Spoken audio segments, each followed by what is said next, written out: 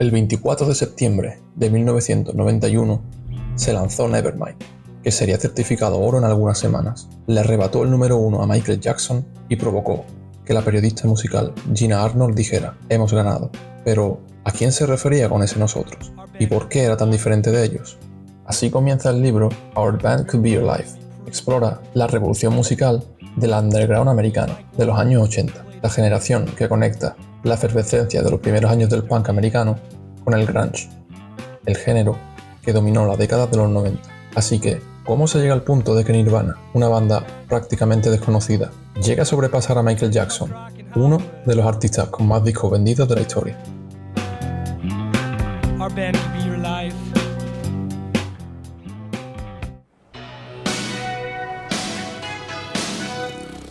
Los años 70 fueron una época convulsa para los Estados Unidos.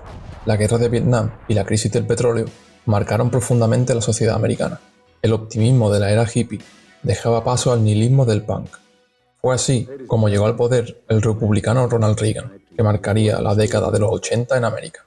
El país afrontaba altas tasas de inflación y desempleo, que culminarían con una recesión y la quiebra de multitud de negocios. Ante este panorama económico tan convulso e incierto, la música se volvía más evasiva e inocente. Atrás quedaban aquellas canciones contestatarias y de protesta que habían incendiado las décadas pasadas. Era la época de MTV, del pop superproducido y pulido, de Michael Jackson o Madonna, del glam metal y los comienzos del hip hop. Pero escapándose al radar del gran público, borboteaba el germen del indie en las profundidades. I was watching a rock documentary one evening, and it was the history of punk. And they got up to, I think it was Talking Heads. And then suddenly the action skipped straight to Nirvana. And I thought perhaps I'd blacked out for 10 minutes and missed the part about Black Flag and the Minutemen and the Replacements and Sonic Youth, all those bands in between Talking Heads and Nirvana. But no, that just I had not in fact blacked out. They just had skipped over an entire decade of punk rock. Very influential music that led up to Nirvana. El indie puede definirse de varias maneras, pero el método más común para distinguirlo es en base al sistema de distribución de su música, a través de discográficas independientes. A nivel musical, era una amalgama de bandas y estilos, unidos por los valores del punk y fuertemente influenciados por la contracultura de los años 60. También existía un sentimiento de pertenencia a la comunidad y una conexión con el público. Adentrarse en este mundo no era nada sencillo y requería buscar más allá de lo que sonaba en la radio y sumergirse en las profundidades musicales de la época. Para descubrir nueva música y forjar el paladar de una generación, contribuyó lo que se conocía como college radio. En la era en la que existía una barrera entre el mainstream y el underground, las estaciones de radio de las universidades americanas servían para exponer al público a nuevos estilos que eran difíciles de encontrar en aquella época. Antes de que se empezaran a usar términos como indie o alternativo, toda esa música se englobaba bajo el paraguas de college rock, para agrupar a bandas que sonaban en esas emisoras. Aunque era más bien un término amplio que un estilo cerrado, abarcaba un gran espectro, desde post-punk, new wave, psicodelia o bandas europeas.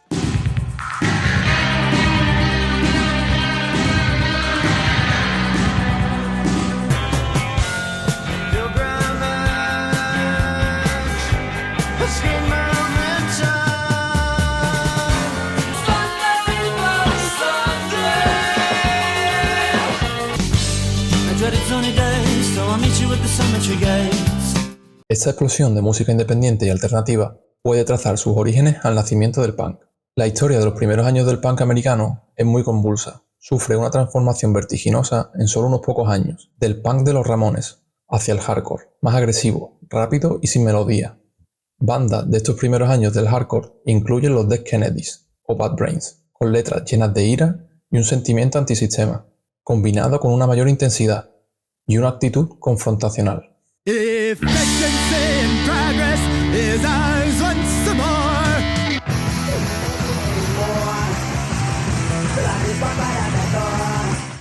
Existían varias escenas de hardcore esparcidas por todo el país, pero la más relevante era la escena de Washington, D.C.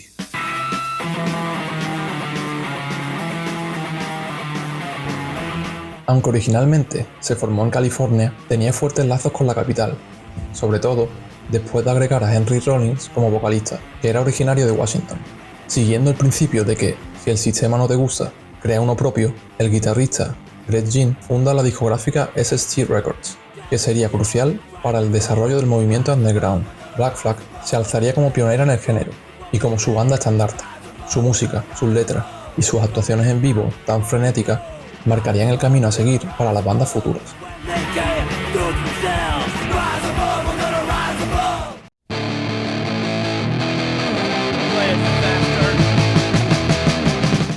Formada por Ian MacKaye, toda una leyenda del underground que posteriormente fundaría Embrace y Fugazi, así como la discográfica independiente Dischord Records.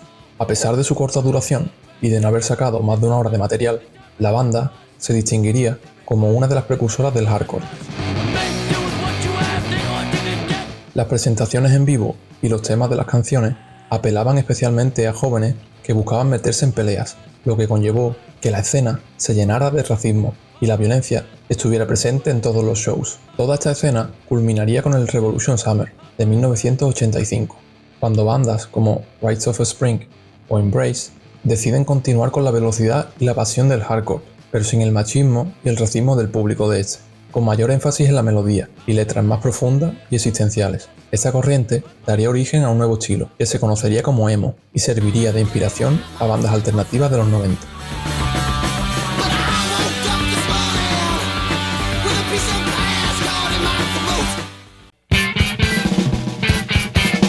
La banda que demostraba que no era necesario ser una estrella para tener éxito. Por su velocidad, eran comparados con las bandas del hardcore, pero hasta ahí llegaban las similitudes. La música de los Minutemen contaba con mayor originalidad y seguía patrones menos predecibles, incorporando elementos del funk, del jazz y del punk inglés. Su álbum, Double Nickels on the Dime, es visto como uno de los mayores logros de la era indie, una obra monumental de más de una hora de duración, con más de 40 canciones.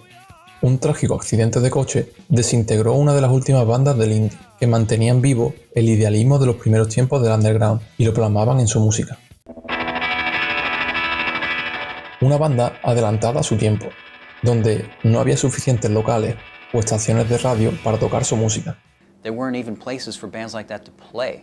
It's hard for people to understand that now, but there were not places for indie rock bands to play. It was either, very large venues or arenas or stadiums, or it was cover bands playing in bars. But you didn't see bands playing original music in America in the late 70s, early 80s. Tomaban elementos de género tan dispares como el free jazz, la psicodelia y la música experimental, y todo lo sazonaban con punk rock, incorporando el avant rock de Pere Ubu, el post-punk británico y la repetición propia de bandas alemanas de krautrock como Can y Neu, consiguieron un sonido irrepetible y que serviría de inspiración para muchos artistas. En la vorágine de ideas que fue Nueva York durante la explosión primigenia del punk, era posible encontrar desde el punk primitivo de los Ramones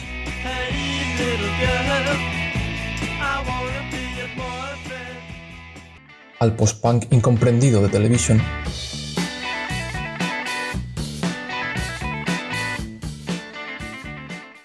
pasando por la originalidad de Talking Heads y la performance creativa de Suicide.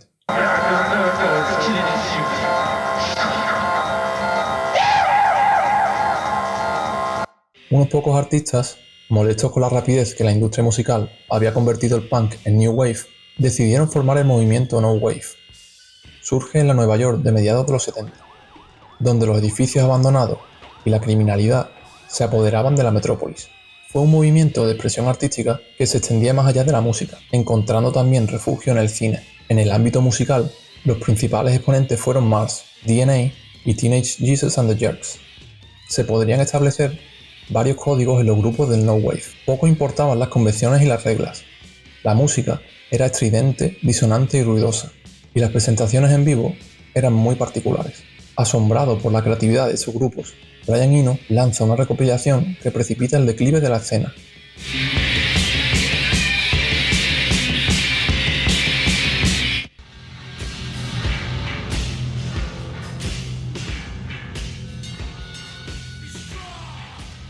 Aunque técnicamente no podrían considerarse parte del movimiento, o mejor dicho, no movimiento, ya que los integrantes del No Wave renegaban pertenecer a cualquier movimiento. Bandas como Swans o Sonic Youth seguirían los principios del No Wave. Swans representaba la experimentación pura, con sonidos de guitarra brutales y letras depravadas y violentas. Se quedarían más en el underground, y la primera formación acabaría disolviéndose años más tarde.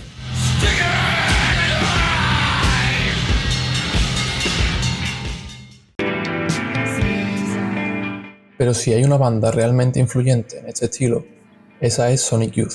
Tomaron las ideas del arte y las plasmaron en el rock. Sus innovaciones incluían diferentes afinaciones, nuevas formas de tocar los instrumentos y la búsqueda de nuevos sonidos de guitarra. Su música fue especialmente popular en Europa, cautivando a la prensa británica, entendiendo la importancia que tenía para dar un alcance internacional a su música.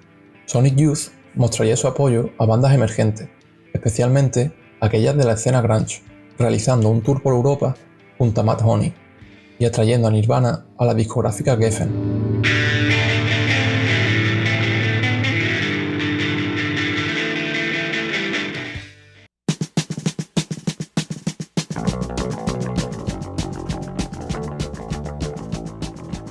Fueron los precursores de la escena de Minneapolis, evolucionando desde el sonido hardcore punk, van añadiendo más melodías, texturas y psicodelia a sus canciones. Su álbum conceptual, Zen Arcade, extendía los límites del hardcore, donde se alternaban canciones rápidas con interludios de piano y secciones más psicodélicas.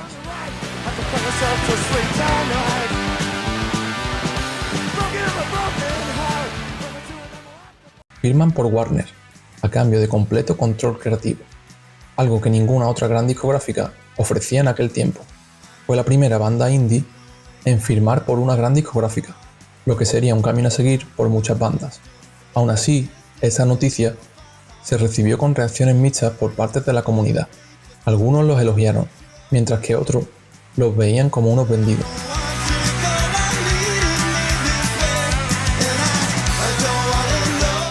Con una ética de trabajo envidiable, giras constantes y componiendo sin parar, lanzaron 6 álbumes en 4 años, marcando la década de los 80 americana. Allanaron el camino a las futuras bandas y asentaron el sonido del rock alternativo que explotaría en la siguiente década.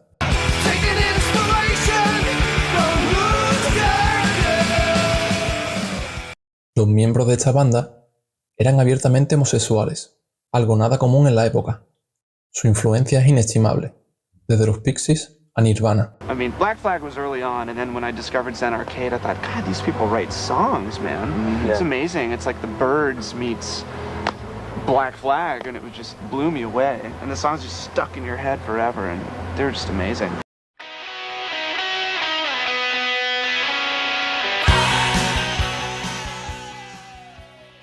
Tenían el potencial para llegar a lo más alto y romper la barrera entre el indie y el mainstream, pero las elevadas dosis de alcohol y autosabotaje, sumadas a sus conductas autodestructivas, se interpusieron en su camino. Era una banda que seguía la estela del rock clásico y que no estaba tan emparentada con el sonido crudo y afilado del hardcore.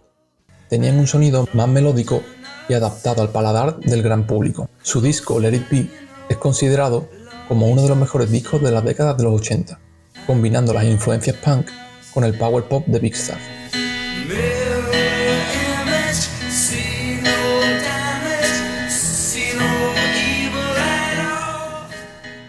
Ganaron popularidad gracias a las estaciones de radio universitaria, donde destacaban sus letras honestas, directas al corazón. Para el lanzamiento de su álbum Team, firmaron con Sire, una filial de Warner, y cada álbum que lanzarían tendría menos relevancia que el anterior.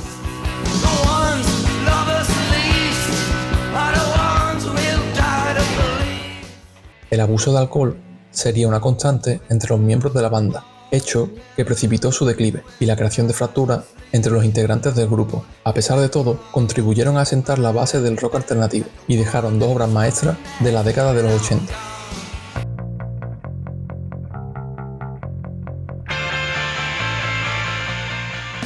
Mezclaban las guitarras afiladas y la agresión propia del punk con estribillos pop.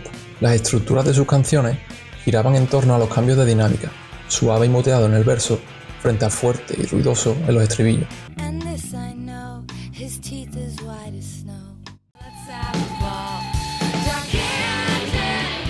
Su primer álbum, Surfer Rosa, fue producido por Steve Albini, lo que influiría en Kurt Cobain para que lo eligiera como el productor de In Utero y a multitud de bandas más que querían emular el sonido de este disco.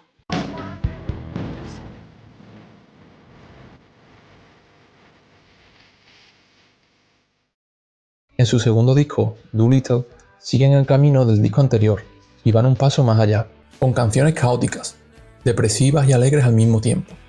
Sus letras se tornan cada vez más surrealistas, sobre temas tan dispares como religión, mutilaciones o cultura pop, hasta llegar a un punto en el que carecen completamente de sentido. A pesar de sus letras crípticas, su música directa y potente resonó con la generación alternativa de los 90.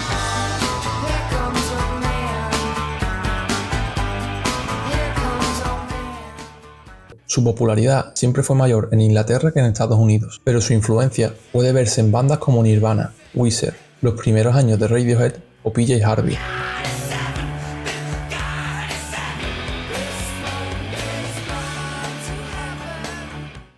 Las constantes discusiones entre los miembros de la banda provocan que la bajista Kim Gordon forme su grupo The Breeders, que también dejó 2 discos de rock alternativo de gran calidad.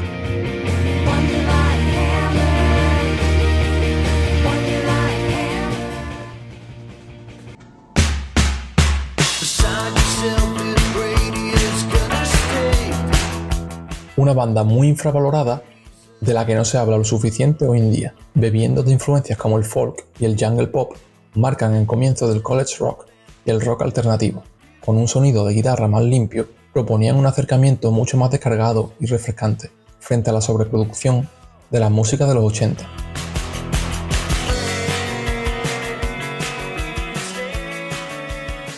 Al comienzo, las letras crípticas de la banda no tenían sentido, eran más bien balbuceos del vocalista jugando con su voz, aunque conforme irían avanzando los años, sí que dotarían a sus letras de un carácter más poético e incluso político. Durante los 80 lanzaron discos constantemente, se ganarían una base de fans fieles e influenciarían a otras bandas. Después del lanzamiento de su álbum Document, la popularidad de la banda aumentó. Tras acabar su contrato con IRS, firman por Warner por $10 millones.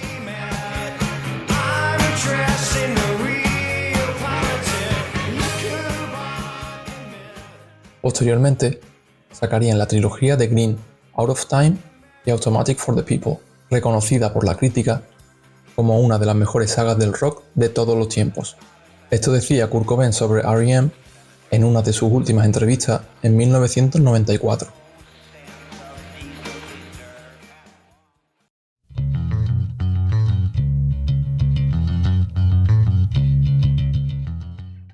La banda de Ian MacKaye y Guy Picciotto sería una de las últimas bandas formadas antes de la explosión que provocaría Nirvana. El grupo representaba a la perfección la posibilidad de vivir siguiendo unos estrictos ideales y comprometida con su público y el mundo ajeno a su banda. Todas las entradas a sus conciertos eran a $5, su alimentación era vegetariana, incluso cuando estaban de gira, y no vendían ningún tipo de merchandising.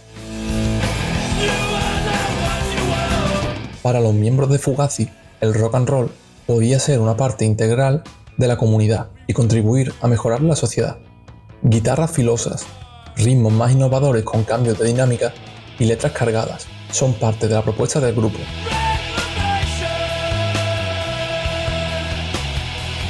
Han vendido más de 2 millones de discos, algo increíble para una banda que siempre se mantuvo independiente. A finales de la década emergían infinidad de bandas alternativas, por lo que sería imposible mencionarlas a todas. Butthole Surfers, con su modo tan ecléctico de hacer música.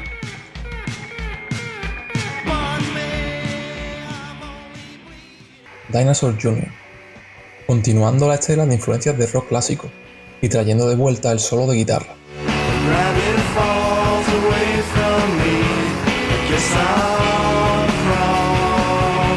Beat Happening, música más melódica y pausada, siendo considerado padrinos del twee pop. La banda formaba parte del sello K Records y era la razón principal del único tatuaje de Cobain, una K pequeña dentro de un escudo, el logotipo de la discográfica.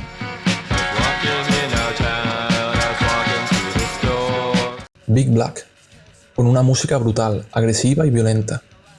Las texturas abrasivas y los riffs afilados serían tomados como inspiración para el rock industrial. La faceta de Albini como productor definiría el sonido de la música alternativa durante las siguientes décadas.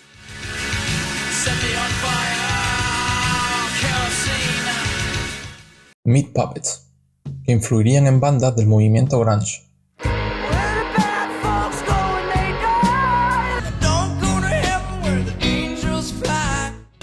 Jawbreaker, aunando la sensibilidad del indie con la energía del hardcore y la icónica voz del vocalista.